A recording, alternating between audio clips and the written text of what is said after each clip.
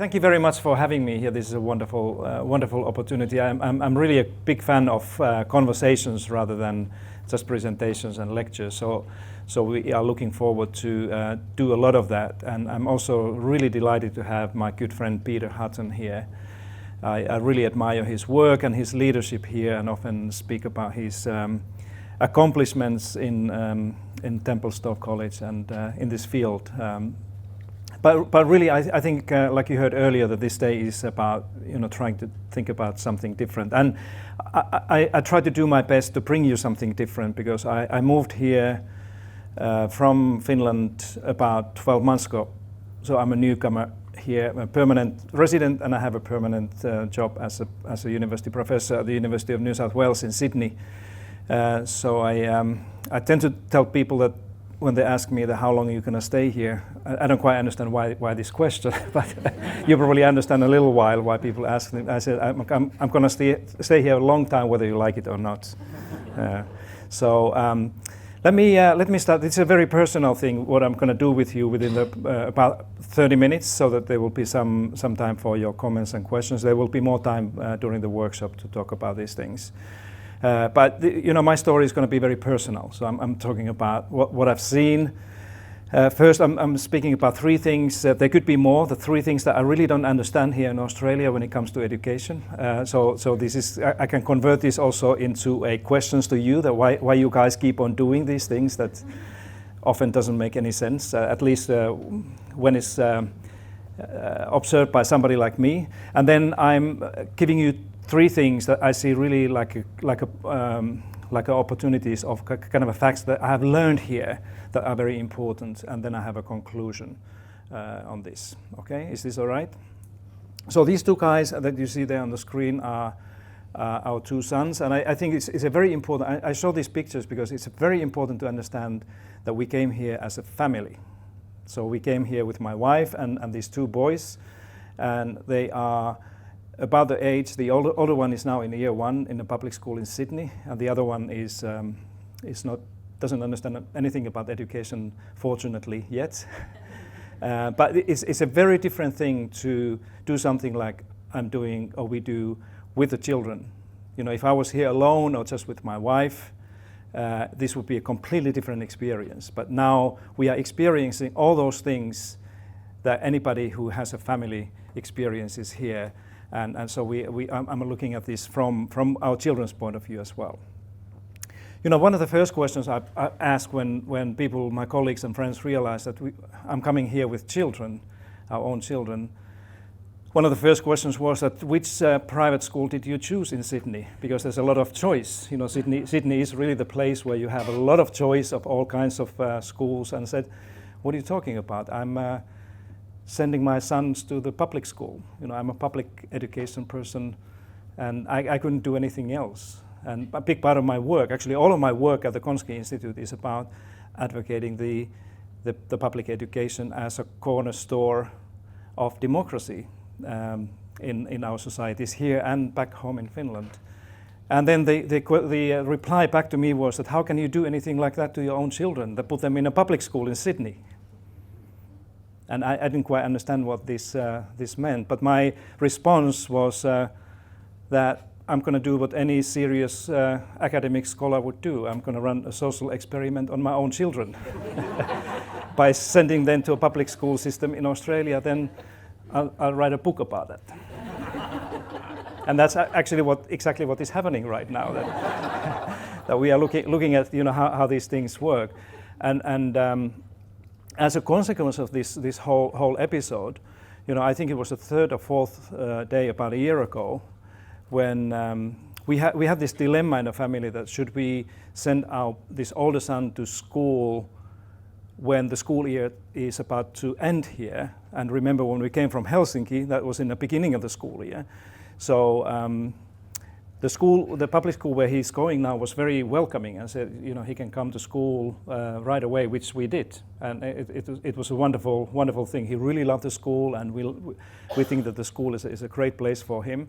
But what happened was that one of the first calls we received from the school was that there's a parents' evening, or P&C as it's called here, on Thursday, and we were invited to come. And I said to my wife that, I'm going to stay home with the boys, and you go there so that you can meet some of the parents and maybe, understand a little bit more about how the school system here works. And she came back home that night very late, and I said, what happened? And she said, you would never believe what happened. I said, tell me. And she said that I was elected the vice president of the PNC. And of course, we don't do PNCs in Finland. I had no idea, except that I considered that to be an extreme honor for a newcomer that has barely spent a week in Australia, to be honored to be a vice president of something. So what did I do? I went to the fridge and opened a bottle of champagne, and we celebrated. And I stayed in that mood all the way until next day, when I had lunch with my colleagues at the university, and I told this story. And then somebody said, it's not probably a good reason to celebrate, because maybe she was the last person in the room when they were asking volunteers for this type of thing. But afterward, she's working very hard for the school, and there's a lot of work, good and interesting work that they do. Mostly fundraising that we would never do back home in Finland. Thinking about how to raise money for the school. But it has given us an opportunity to really look at that particular school that is a great school from a child's perspective. And I interview my son every day. I take him to school every morning and bring him back. And so I try to kind of understand what he likes and what's going on and what he would like to change, how he compares his experience here to what he had back home. And then my wife, of course, is extensively working with parents. That is a very interesting world. As you know, the parents are, if I understand anything about that, the parents are actually running the system. It's not the teachers and educators. It's a kind of a parent-run system, in good and bad. And then I work with the same school as that school is a what we call a hub school for the university. So we do a lot of work. I work with the leadership team and principal and others. So we have a kind of a multiple angle to the school, and some people say that how does the principal feel about that the whole family is trying to do something with the school. So but that's a kind of a starting point for this whole thing. And I must say that this first year, although I've been in Australia many times before, but never like a permanently staying here, that the first year has been really a kind of a learning curve for me to understand many other things. But there still are many things that I don't understand. And let me speak about 3 things that have really stopped me to ask questions like why things are like this. And this may be a kind of a normal, natural things for you, but I'm still here to raise those issues by asking that, does it have to be this way? Because there are places where things are very different. The first one, our son, he was 3 when we came. He's turning 4 now. And anybody who is at that age is about to kind of consider what to do in a kind of a early childhood education type of thing. In Finland, we keep normally children at home with one of the parents until they're 3 years old. That's what the government is providing, a kind of a support, and you can keep your job, and there's a lot of subsidies and encouragement to stay with your child at home until the kid is 3. But here, as you know, it's a very different thing. That many children go to early childhood very young. Okay. So this is what we did, and the advice for us was, when we landed in Sydney about a year ago, that go and see some of the preschools. And the preschool in Finland and most other parts of the world, the preschool would be the first year just before the primary school. But here the preschool is different, and kindergarten back home, kindergarten for us is this 0 to 6. And the school, formal schooling in Finland starts at the age of 7, so it's a little bit later. So for this question with this younger son was a kind of a new. It was an important thing for us to try to figure out what to do. So we went to look for a preschool education, early childhood education for our son, because my wife was kind of considering going to work and doing what everybody else is doing, and. We started with a preschool that was just there where we rented our first home in Sydney. Kind of an ideal place. We can see it from our kitchen window. It couldn't be better. You can just take your son there and then go to work. So we went to see this place, and we very soon found ourselves listening to the introduction by the director of the preschool of the kind of strength of their academic program. And we were there with both of these kids and said, excuse me, can I just clarify that we are talking about this 3-year-old, not this older one? And she said, yeah, I understand, but we are very serious here in this place to make sure that all the children here will be ready for kindy, primary school, high school, and then the university. I said, you cannot talk about university with the 3-year-old. He's going to be 20 years from now. Maybe universities don't exist anymore. But she was very serious. Everybody, all the parents they bring their children here because they are concerned about their future. I said, I'm very concerned about my children's future as well, but for me the most important things are play and music, and how are you making sure that my son is treated as an individual? What are you going to do here to make sure that he can grow up as he is and not something that you think he should be? Okay, the conversation was there. Then I said, by the way, what is your fee? How much should we pay for this? And she said that our regular rate is $172. And I look at my wife and say that $172, that's about the same as we pay back home in Finland for a month. And she said, no, month, this is a daily rate. Can you imagine this? So, you know, in Sydney now, the daily rates can go all the way to $200 a day. That is far beyond the kind of ability that we can pay. My wife should have a very good job in Sydney just to pay for the daycare, and it doesn't make any sense. One adult is working full time. It's more expensive than the college or university.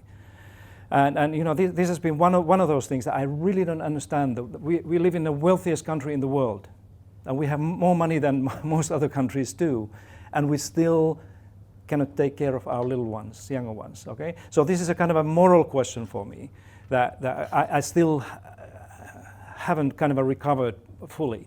I don't understand why we are not doing that and why people haven't kind of been able to, maybe Sandy can help with this question, but why this is not kind of a topic of a more serious conversation. And if people say that it's not a moral question, let's talk about the economy then. Let's talk about money, okay?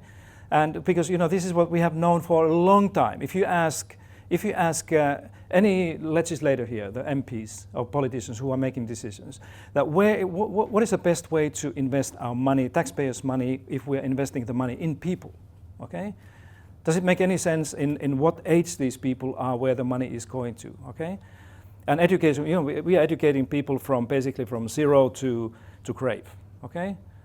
So if we look at the economics of these investments, the rate of return to the money, what do we know about that? And you know, this is what we have known for a long time. There's no question about it. Every economist here in Australia and any member of the parliament should understand this, that there's a huge difference in terms of the rate of return that we get from our investments, depending on how old the kids are. And this is what we know. Every country is the same. That the smartest way to put your tax, kind of a public money, if we want to get most out of it, is to 0 to 3, okay?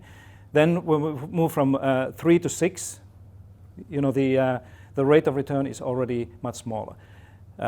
Post-school, post-secondary education is fairly useless investment overall to the kind of the state and community. So if you just ask this one, why we are not doing this, why we are not more kind of a concern about what do we get out of the money that we spend, I just don't get it. Okay, so you know, here I'm going to show you a little bit what I mean by this. So if we want to have a data evidence about this, just take a look at this OECD chart that shows you how much national wealth goes to early childhood education in different OECD countries. You see that on the left-hand side, there's Sweden, Finland, all those Nordic countries over there, and Australia is one of the smallest player in this one. Of course, you know, if we add here all of this money that comes from our pockets, this yellow bar will be higher. But that's exactly what the problem is here, if you ask me, that we leave the kind of a responsibility of early childhood education and care to the parents. And there are many parents, you know, if you cannot afford, like we can't do that, then it's an issue, okay? It should be exactly the other way around. And that's something that I simply do not understand. And I think, you know, if you speak to any expert around the world and say that what are the cornerstones of the world-class education systems, everybody right now, including the OECD, will say that high quality universal early childhood education is one of the most important ones. So if we are here in the business of building a world-class system here in Queensland or Australia, this is one of those things that would be the smartest thing to fix, okay? And if we don't fix that, it's going to be very, very hard way to have a world-class system. It's as simple like this, okay? So something needs to be done, but this is one of those things that we cannot do on Monday. We can start to think about that right now and think about how do we change that thing, but that requires much more conversation like this and engaging people and making sure that everybody understands what is at stake, okay? But the world-class systems are doing a very different job. Then the other one is this spending, how much time is and how the time is spent at school. So this is one of those things that I don't kind of understand, and this goes to our son, Otto, who's in year 1, okay? So let me show you first of all how children around the world experience their schooling very differently depending in which country they go to school to, okay? And I'm mostly now talking about the time, how much time they are required to do certain required activities in different countries. This blue bar there is the length of primary education in different countries, and you will see that the Australia is there on the very below, and Finland is somewhere here, and then all the other countries. This number here is the length of compulsory education, so it ranges from 8 to 11. So we can see that first of all, there's a huge range of variation depending on where you go to school, okay? So the primary school is not the same in every single country in terms of the length, how long is a school day or how much children are exposed to instruction. This is the junior high school or the middle school as we know it. Now just take a look at this now, okay? And again, I'm talking about my son, and I'll make these slides available for you if you want to have them. I'll send the slide deck for you. This is Finland here, and Australia is here. And we are talking about kids who are at the age of 16 when they're leaving the junior high school. So think about the Australian 16-year-old and for example, somebody who has done the same thing in Finland, gone to school. This means that the Australian girls and boys here have had more than 5 years more formal schooling at the age of 16. Huge, right? Okay, and the common sense would say that if you have been in school when you're 16 and you have had 5 years more schooling than some other guys, you should have superior results, right? But guess what? They are not. There's no correlation between how many hours you sit in a class or school and what you get out of that. So that's one of those questions that why do we do this? That why do we still insist that kids have to do more and teachers have to teach more of those things if it doesn't make any sense to the outcomes? And I think often that this may be one of the challenges, one of the problems we have here, that we are doing too much, that we have too much stuff on the plate, and then the kids and teachers cannot really concentrate on those things that really matter. And that's one of those things that you see in these higher performing education systems that is a very different thing. If you speak to teachers in Finland or in Canada or South Korea, many other places, they say that we have time to think about what is really important. And you see children, saying that we have time to think about what we are supposed to learn, but not here. It's too heavy. It's too much stuff over there. So what does it mean? I'll show you how our oldest son is experiencing very differently his school day here. This is what his school day looks like. Okay, so he goes to school about 8:30. I take him to school every morning, and the point here is not the subjects, so you can forget those things. They're just labels there. But what the point here is, just ask the question that how much time does he have to his own things, like play? He's 7. Play is a kind of a natural thing that he should do a lot every day, or physical activity, or meeting his friends and just have a chat. He doesn't have time to do that in that school. It's a great school, but it's designed in a way that kids don't really have time to do anything but be in a classroom and do what the teacher is asking them to do, okay? So this is the only break here that he has. So there's no break here, there's no break here. This is the first one when they have a really little time. Do you know how this break is called in the school? Guess. It's called morning tea. And when the principal explained to me, I said, what is this break for? And she said that it's a morning tea. I said, but Otto doesn't drink tea. And then she realized actually that, even the names of the periods of the school day are from the adult perspective. I said, why don't you call it a play break? And she said, what a wonderful idea. I'm going to change the school. And now they call it a play break because it should be a break for the kids. But this one, of this break, this 20-minute break, 10 minutes, the kids have to sit down and open their lunchbox and take something out of that, okay? And then they have 10 minutes to do something else, okay?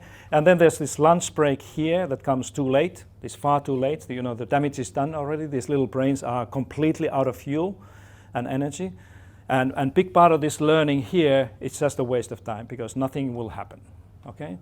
These kids, when they don't have time to play, be outside or eat properly, it's a waste of time, okay? And this break here that now in the school I think is a little bit longer. It may be a 30-minute break. Again, 10 minutes for lunch. Can you imagine 10 minutes for lunch? Sit down, and that's a standard, okay? You have to sit down 10 minutes and eat your stuff, okay? And every time when he comes home, his lunchbox has not been consumed. And remember, I do this social experiment on him. So I try to kind of understand why you don't eat the stuff.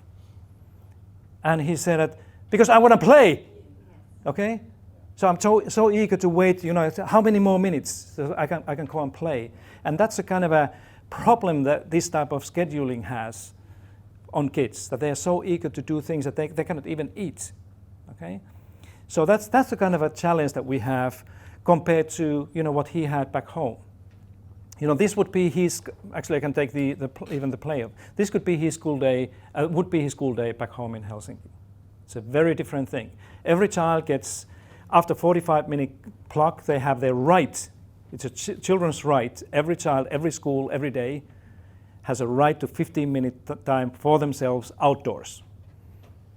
And 95% of these kids, they play. They organize their own things and they play and run around and they get ready to learn something new. Okay, and there's a long lunch break. All the lunches are provided by every single school, and so on. So it's a very different experience. And the after-school thing here that I took away. This is all play.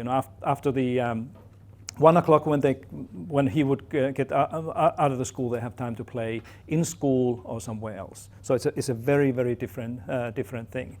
So this is how we are doing a research now in the Konski about the parents and adults' perceptions about play and what kids could be doing. This is not public yet, but we're going to publish this in a couple of weeks' time. The most parents here, they, as you see in Australia, think that the kids are playing less than what they did when they were children. This is a universal view everywhere here, that the children are not playing enough. They're not playing enough in school, and they're not playing enough out of school. And most of the parents here as well, this is from the study of our colleagues at Harvard University, most of the parents think that we are pushing children to grow up too fast.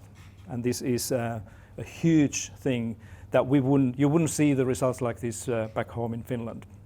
So then the third one is Sandy, you also already spoke about the health and well-being thing. That is a hugely kind of a disturbing and important thing, and one of those things that I don't understand why we are not doing these things differently in the school when we know that the children's health and well-being is in decline.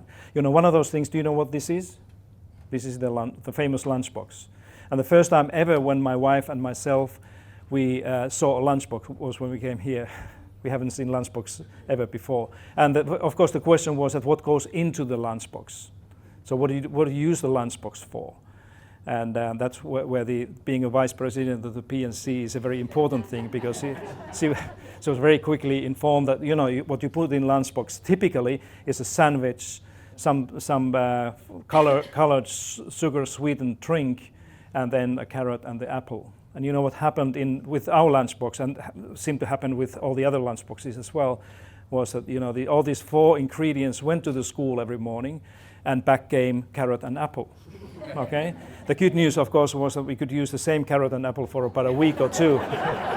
But the bad news was that these are exactly the 2 items that he should have eaten during the day. But there's no way that a growing boy like him could ever get enough stuff, even if he consumed everything that is in the lunchbox, so that he would be having a kind of a healthy nutrition and he would grow up. There's no way of that.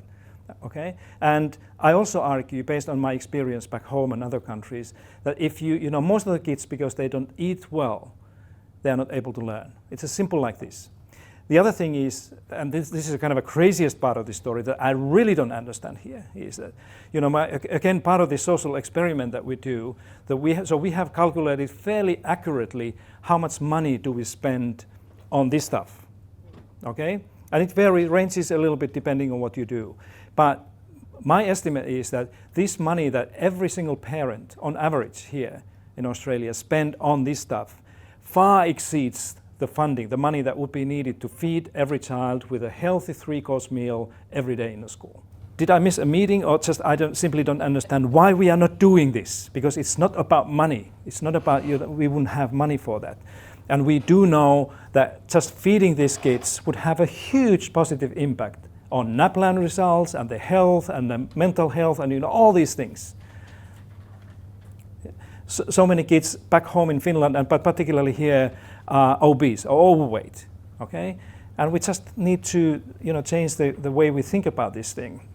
Okay, and we all know this, and this is happening around the world, that the health and particularly mental health of children is going down. This is a really alarming thing, including here in Australia, but also back home in Finland. Every country has the same thing, and at the same time something else is happening, and this may be there may be many things, but one of those things that some people now argue is that this is because of the kind of extensive use of screen time, the computers and smartphones and social media and other things. And this is also something that we need to include in this kind of a well-being and health work that we do in the school. And I think that our schools, certainly the school that we know the best, is not really doing enough. It's not even kind of recognizing this thing properly, saying that we need to be aware of this. Whereas the schools back home where my son came from, every school would be also a kind of a health and well-being center for all the children, where the health and dental health and mental health and all the services would be embedded in each and every school. You don't need to take your kids somewhere else for help. The help would be in the school, but it's not here. It's still considered as something that parents do. If you think that you have an issue, you take care of that. Okay, and this is the environment where my son goes to school, and your children as well. That we are having more and more of those mental health issues within the school, every school and every classroom. And we do it often without knowing that. And we still don't, this school, for example, that again is a great school, but it hasn't had a kind of a single conversation yet about this topic. They talk about all kinds of other things, like school trips and books and computers and other things, but this thing is almost like a taboo that you cannot talk about this. And we should, and that's one of those things. So let me finish here by quickly mentioning you 3 things that I've learned. And these are very important things and kind of also positive things, because I think that I'm right with these things. And if I'm right, then this is something that we need to do. One of those questions that my friends often ask me, and it's a pity that Peter is not here. They ask me that, what do you think about Australian education? That's what the media back home ask me. That's my colleagues around the world. They're asking, now when you've been there for a year, what do you think? In the beginning, I was not able to say anything. I said, I simply don't understand. I don't know enough. Now I've seen hundreds of schools and spoken to thousands of teachers and principals around the country, everywhere, all the provinces and territories in this beautiful land. And I know a little bit more about now, but there are still things, as you saw, that some of those things I don't understand. But my answer now is that Australia, that we probably have one of the best education systems in the world. That's my answer. But then I continue saying that for some children, not all of them. Okay? Do you agree? Yes. That if you want to have a world-class education here for your own children, this is the place where you can get it.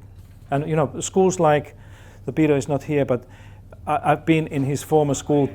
Tempelstof College. I often say that when people ask me that, okay, give me examples of the schools that are like different schools and I would consider interesting world-class schools. Tempelstof College is one of those. I was there just a couple of weeks ago to see it again.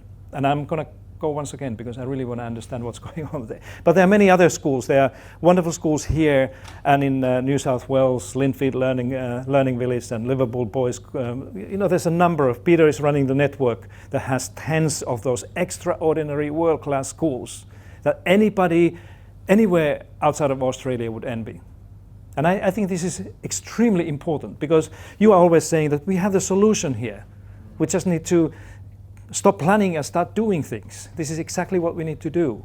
And I think what has been a kind of an unfortunate thing for a long time here in Australia is that we guys, or you guys, I was not here, but you guys, you have been kind of asking for help from the countries and systems that have been completely failures, like England and the United States. Most of the bad ideas you have here are from those countries. It's a result of somebody going there and said, could you come and help us? And of course, these guys come and they do things that have never worked anywhere. Okay? And that's why I think what I'm trying to tell you here is that don't go overseas anymore for shopping and inviting people to come and fix your challenges here, because all the solutions are here, right? Okay? So we need to kind of switch this way of thinking and make sure that we give a full recognition and notice to those excellent, interesting experiences here, rather than try to ignore them and explain them away as something that is just a kind of a single case. Okay? So that's an extremely important and positive thing. That's why I see so much hope here, and that's why I came here in the first place, because I can see that we can make a difference, we can change the course and get closer to the world-class education for each and every child here in Australia because of this thing. And also because of the leadership we have around this country. I think leadership is one of the world-class things here compared to any other country in the world. So we have a lot of things that we know and are doing right now. So the way to move forward is just to think a little bit differently. So the schools that we need here, they are already here. Right? And Peter will probably say more about those things. So this is what I call the kind of incidental excellence. So the excellence is here in this country, but is in the kind of pockets of isolation often. But now we're going to have these networks that people are beginning to get together and share those ideas more widely. And the Konski Institute is going to be part of that we try to broker also these good ideas. Then the other one, the second thing that I've learned here is this deeply systemic inequity that is in the system. I didn't know that when I came here. I kind of understood that there is a certain inequality and inequity here, and kind of an unfair way of doing certain things like early childhood education. But only now I understand how deeply systemic this inequity really is. And the challenge here is that if you ask the OECD has the kind of a global understanding of good performance and failing systems performance. One of the first things you hear from OECD is that the highest performing education systems, like Queensland or New South Wales or Finland, the highest performing education systems are those systems where they combine this work on excellence and quality with equity. Okay, all of them. Okay. That's actually a definition of world-class system, is that you have the excellence and quality there, high results of the performance, but also that the students' performance or learning in the school would not depend so much on where they come from.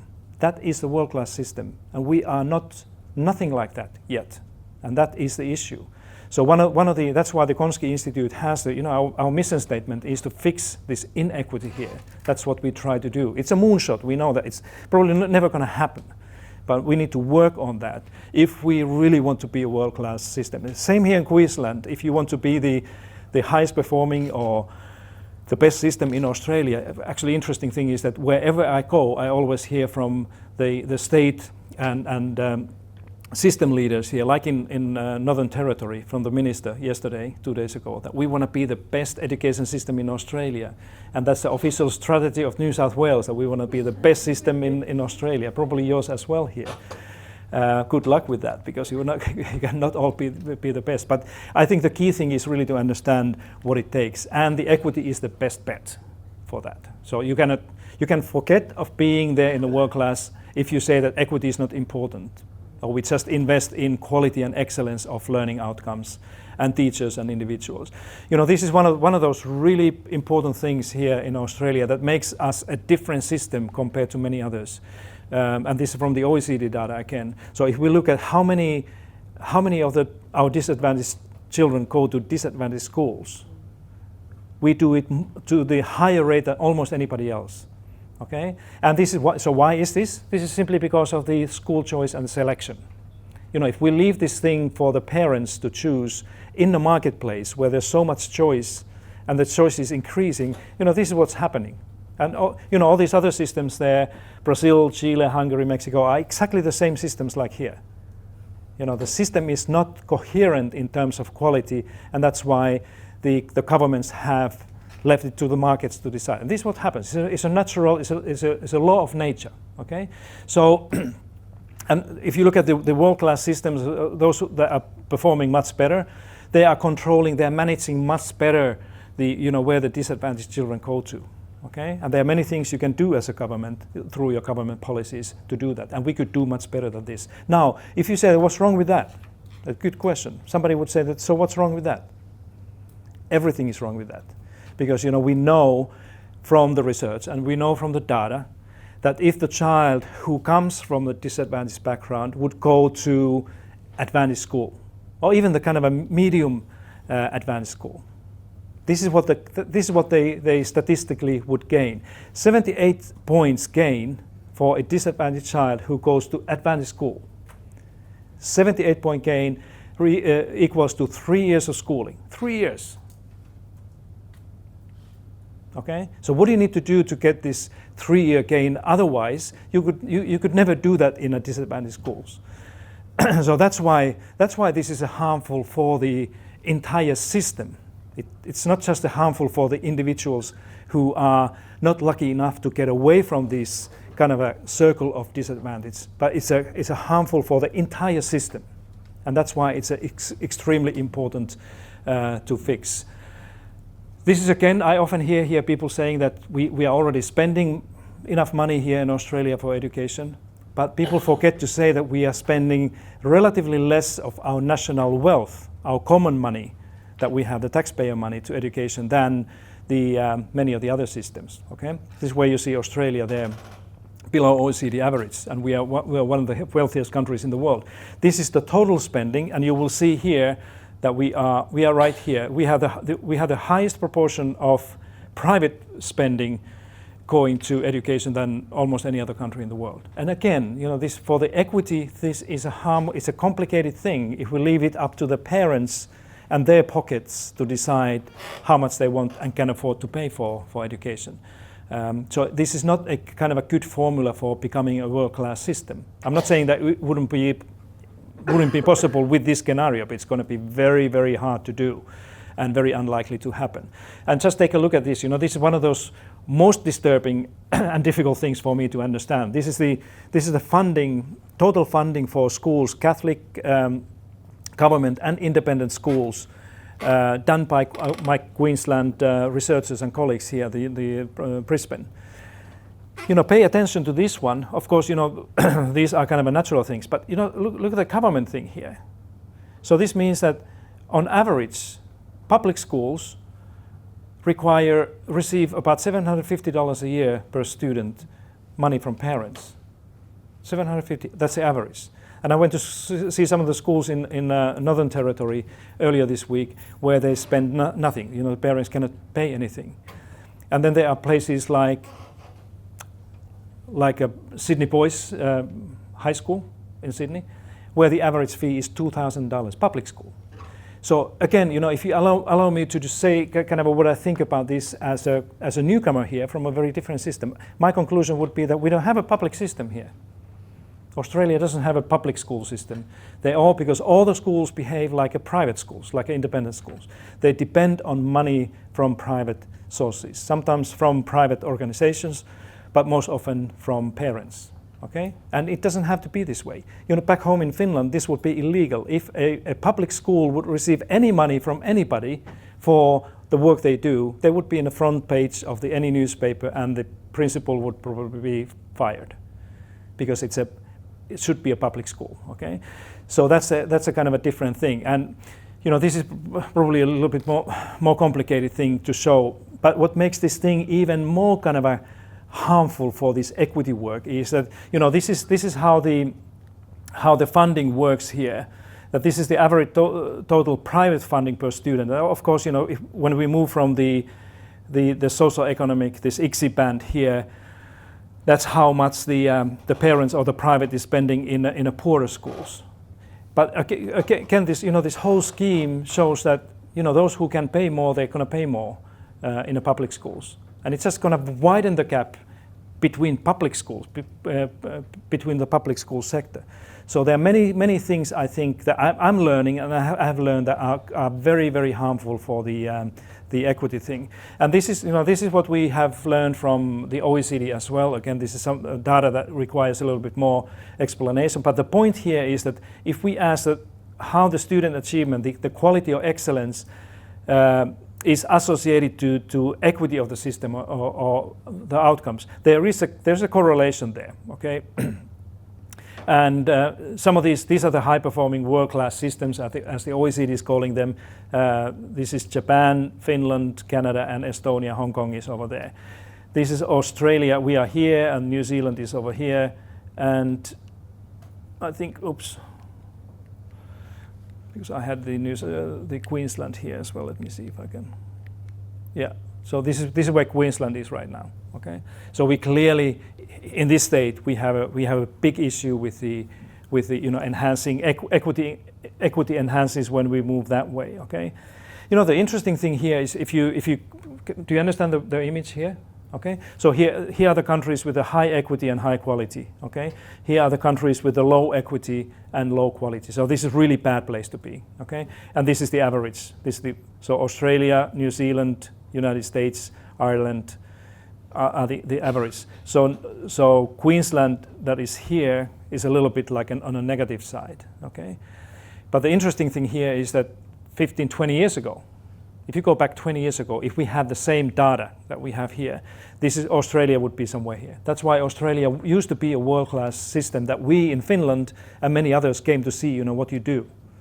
Okay, so it's not only, I think it's important to realize here that the decline has not only been the PISA results or NAPLAN results, but the decline that nobody writes about, nobody speaks about, is the declining equity in the system. That is my theory to explain this. What has happened here in Australia is that the declining equity and inequality has pulled down the quality of learning outcomes as well. If that's the logic, then of course way back there is not to invest more heavily on quality and excellence things, but really think harder about the equity. How do we make sure that the system is more equitable, and some of those things that I said there. And then this is my last thing here. I'm not going to say too much about this because you all know this. I think Queensland was the first place to really insist for NAPLAN, and it's interestingly, it is the first place that is now asking for reforming or redoing or redesigning NAPLAN, which is a great thing. I think the NAPLAN as we have it now is a completely outdated system. No high-performing or world-class system is doing anything like we do here. Okay, so that's why the key here really is to think about how do we have a more intelligent system of assessing students. I belong to those, just like the Konski Institute, that our argument is not to just abolish NAPLAN. That's not the solution. Our recommended idea is that we have to redesign it, make much kind of a more intelligent and smarter way of assessing students. The problem, I'll skip this one because we don't have time to do that. I don't know why my clicker is not working.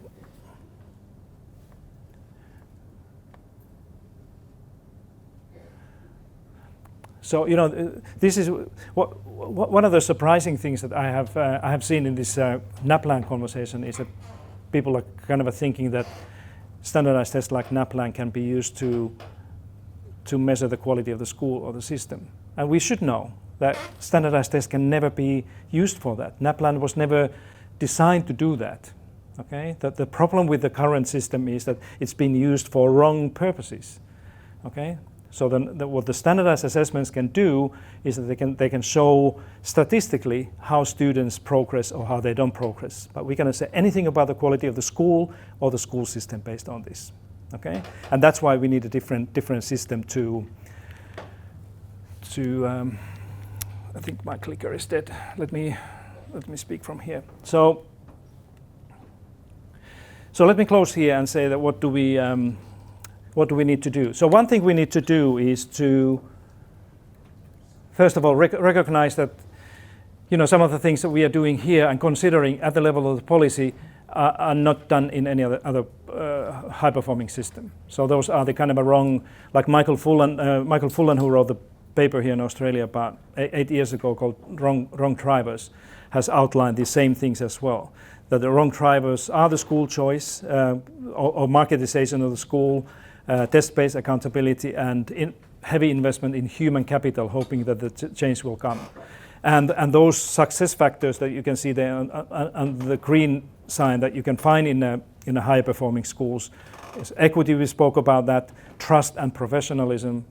Those are pretty much absent in the kind of a daily conversation and narrative here in Australia when it comes to schools and investing in social capital. In other words, teamwork. So those are the things that we need to think again and think more. So my conclusion here is this, that, and you can correct me if you think that I'm wrong with this one, but my conclusion after my first year here is that, and let me read this for you. Since Australia has one of the most unequal and inequitable education systems in the world, the majority of opportunities for quality improvement are found in system-level issues. So it's not about fixing teachers or principals or curriculum or those things. It's a system-level issues, such as funding schools fairly, reimagining special education for those kids who need more help than others at the heart of the equity, and enhancing equity of education outcomes. Okay, so that's why, if we think about the future here, we basically, like everybody, we have two options. One is that we try to do the old things just a little bit better. And that's what we have been doing here for a long time. We try to fix those things that we think are not working. And I mentioned them earlier. Improve teachers and leadership and curriculum and technology in the schools and buildings and many other things, okay? I do not think that we can make the necessary improvements just by doing that. This is the catching up the others logic, okay? Okay? Australia or Queensland can never be like Singapore or Shanghai, or probably not even Finland, because we are different places. So even hoping, kind of using this as a kind of a metaphor that we try to catch up, we try to be like others, is probably not the best way to move forward. The alternative would be to lead the world, okay? And this is possible, that we can lead the world and show others what education now and in the future could be, okay? And that's why we have people like Peter and others around the country who have already been kind of pioneering that work. And it's much more inspiring thing to think about. But it's much more bolder as well to say that we need to lead the way.